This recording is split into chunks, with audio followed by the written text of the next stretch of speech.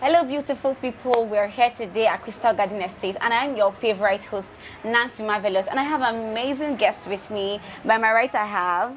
Okafor Flora, you. Yes, and by my left, I have. Dr. Simeon Kevin Chukwu. Thank you for being here. I'm going to be enjoying their insightful informations, and I hope you enjoy it. So please keep your fingers crossed as we move on to the questions. Thank you. So being that there are so many real estate agents and realtors now, how can one earn as a realtor? Ms. Flora, please could you help us? Okay, thank you.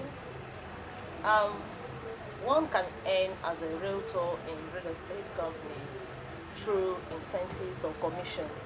Okay. And mostly is like in Crystal Garden Estates, they pay 10% from the amount paid. It depends on the amount the property is being sold. The company can, at the end of the day, after the payment, the realtor earns 10% of as the commission. So this is one of the ways that realtors earn in real estate companies. Okay. You mean incentives? Yeah, or some interest. call it commission. Okay. You see, real estate in Nigeria Yeah. has given a lot of people job. There is no industry in this country right now that has created more jobs than the real estate. In fact, recently it was stated that real estate has contributed to Nigerian GDP more than oil. And that is a frank. In fact, it was discussed on the floor of the Senate. So why? Because a lot of people, either you are directly involved or indirectly involved. The people that are called the realtors are the independent affiliate marketers. You could be doing your job, doing your work, or doing your business, but you register as an affiliate marketer, and then you are marketing to people you know, your neighborhood, your friends, your families, while you're still doing your primary job or business. So it doesn't stop you from doing anything. And now, because real estate is a high-ticket business that requires trust. It's not something you walk into the shop and buy stuff of 100 naira or 1,000 naira. It's somebody is committing his millions here. And for the person to do that, he has to be sure. He has to be, the trust gap has to be filled. And the person that does that is the realtor. Because the person the realtor is connecting is the person that has known the realtor. So maybe it's friends or neighbors or whatever. They have known that realtor. So that's what will make the client to release that kind of money. Okay. And so the realtor gets rewarded because he's bridging the trust gap, right? So every realtor that makes a sale, direct sale, is 10%. But it doesn't stop there. You are encouraged to build your team. So now you have friends who may not be able to buy, but they can sell.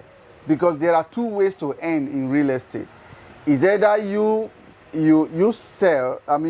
buy to sell, or you sell to buy. All right? These are two ways. You buy to sell, or you sell to buy. So if you have the money, then you can buy, and maybe when the place appreciates, you can sell. But if you do not have the money, you can sell to buy. As you're making sales, you're building your capital, and then you can buy. So now, two ways. One is that you make a direct sale. You make direct sales. Each direct sale you make, you earn 10%. And then you talk to your friends and family and say, wow, you can actually do this business on your own, without hassles, combining it with your work or business. And then you get your friends, your family, your neighbors registered, all right? As long as they are under you, every time they make a sale, they that have made the sales earn 10%, their direct sales, but you that brought them, you'll be paid 5% because you brought them, you recommended them, okay? And then those guys have seen that this thing works, and then they are making money. They have to talk to their own friends, families, neighbors as well. and they get them registered into the system.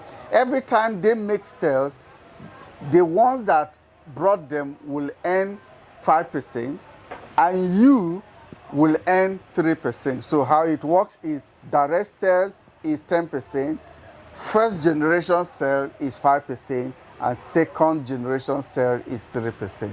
And a lot of people have built their network, and this network is feeding their net worth. They are earning huge amount of money every single day. In fact, in our system, we have people who earn well above $1 million weekly, right? I mean, way above $1 million weekly. And you know what that means in this economy.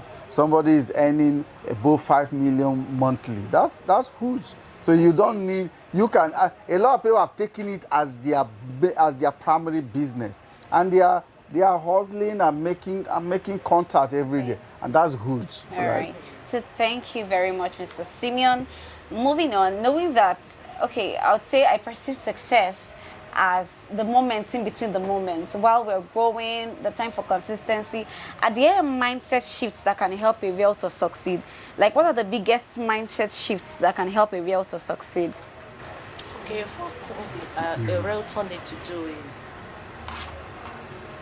being yourself, trusting yourself, believing in yourself, and try to develop yourself in those areas that maybe you are not doing this properly, and you are now into this real estate. Maybe you might feel, you know, I don't know within the madu. Do you understand? Once you're in this business, you have to develop yourself in that aspect. Learning how to interact with people, socialize with people, learning communication skill, how to talk to people and how to get the feedback. Do you understand? So if you're someone that is easily irritated, you know, you start adjusting, because a whole lot of things are what you're going to see out there, either from your clients, from people around you. So if you can't condone all those things, you see that you won't make progress in the business. So you start by working on yourself, you know, getting to adjust a lot of things in order to fit in. Believing that you can do this, not just trying to see yourself living in low self-esteem. I think the low self-esteem is the word. You know, I can't do this way, I can't do. Just learn how to be yourself, believe in yourself, go out there and do it the best way you know you can do it. Okay. You know, perception is everything, right? How you do one thing is how you do everything.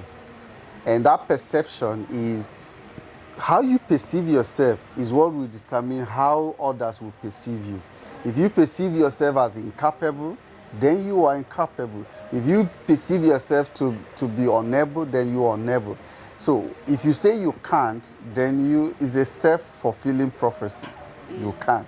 So the shift in mindset is simply understanding who you are, is simply focusing on yourself, is simply building that self-confidence, and then building your capacity, then and having the knowledge of the industry, by the way, because you cannot give out what you don't have. Right. When people ask you questions, you now start looking for who to call, then you have faltered everything, right? So you have to have the knowledge. Yes, and once you have that knowledge, the boldness, the courage, the self-confidence, then you are good to go.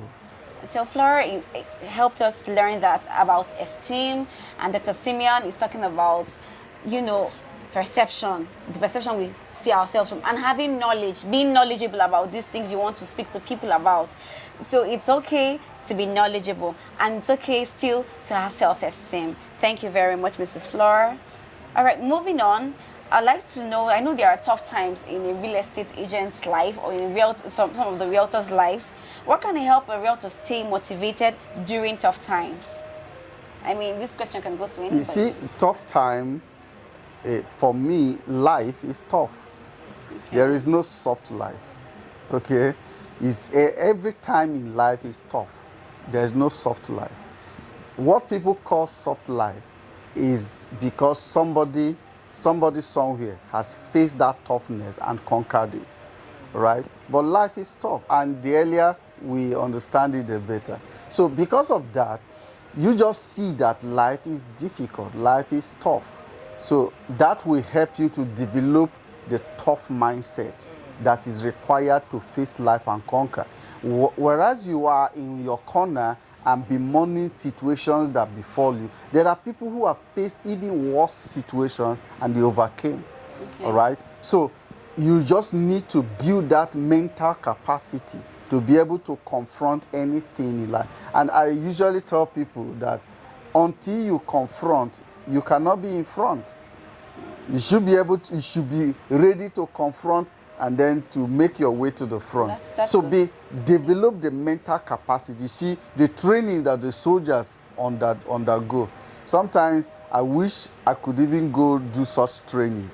You know, it builds your mental capacity to endure. That you could be on, you could be on parade or stuff like on training, even when ant is biting you or scorpion is stinging you. You are not permitted to shift except you are commanded to do so. You will ignore. So in your mind, you build a capacity to ignore the pains of your body because you're concentrating on something. All right? That's what it takes to succeed. So when you face life, no matter what it is, and you have built yourself to that capacity, you see that life becomes fun. What people call toughness or difficulties become fun, because that's actually how and when opportunities build up. Okay. Every time people succeed in life is because they take advantage of difficulties, problems, solving problems. That's how wealth is created. But if you are running away or dodging it or afraid of confrontation, then you are not ready for success. So we've heard it all. It's the building your mind, building strong minds. Okay. I think another way one can face such challenges is through reading of books, studying of people's life, because there are people who have passed through those things. When you read books, you get knowledge, you'll be able to stand, enough knowledge will help you stand in the face of those challenges, because you've already read some books that treated those things. You'll be able to solve your problems with the knowledge you have already. Right. Knowing that so many other people, like all these successful men, businessmen, when you study their lives, you know that they didn't start like that.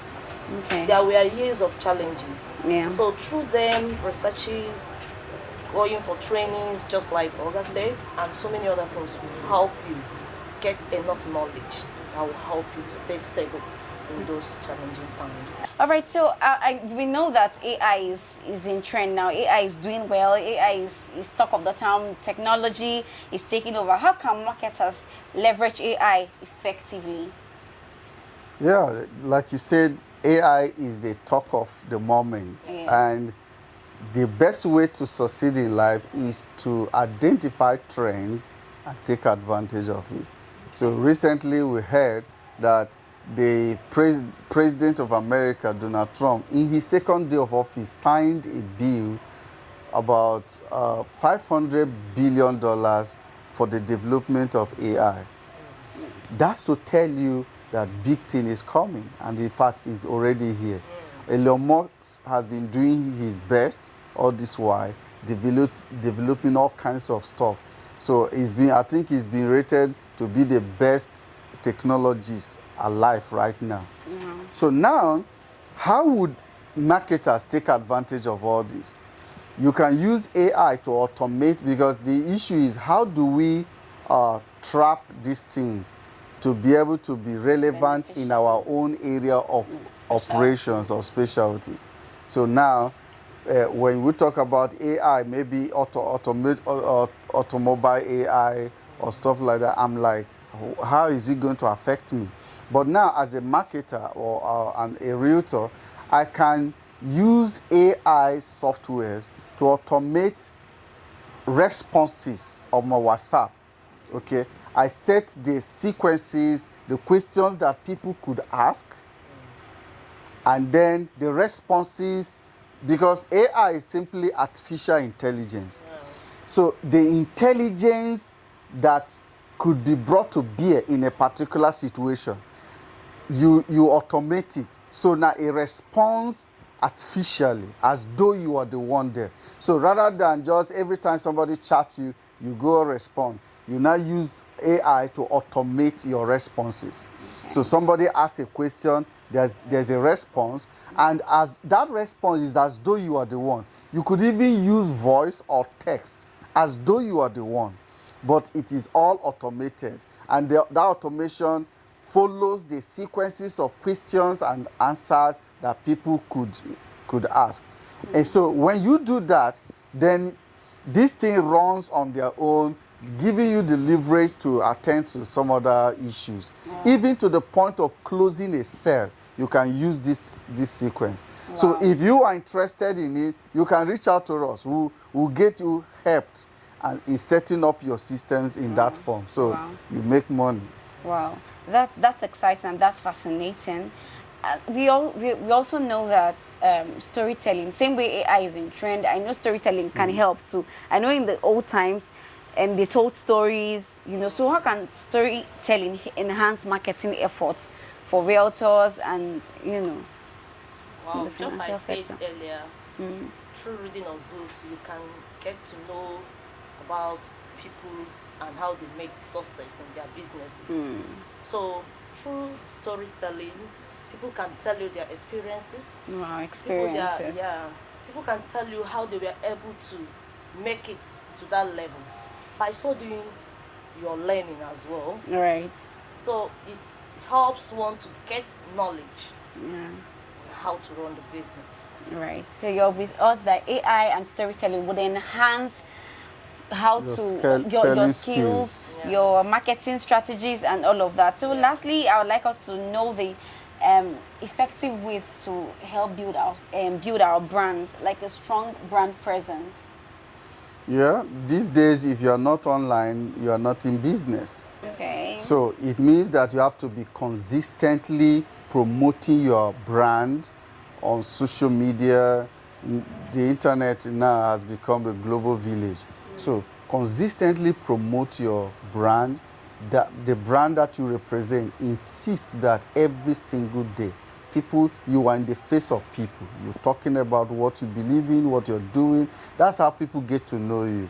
All right. And as you are consistently doing it, it comes to a point where that consistency begins to win the trust of people. Because if you just show up once in a while, they won't trust you, they won't believe you. But if you are consistent and speaking about one thing or representing a particular brand for a long period of time, it comes to a point where it begins to pay off. Okay. So I want to extend a special thank you to my guests, Flora, and to my left-hand side guest, Dr. Simeon, for being here with us.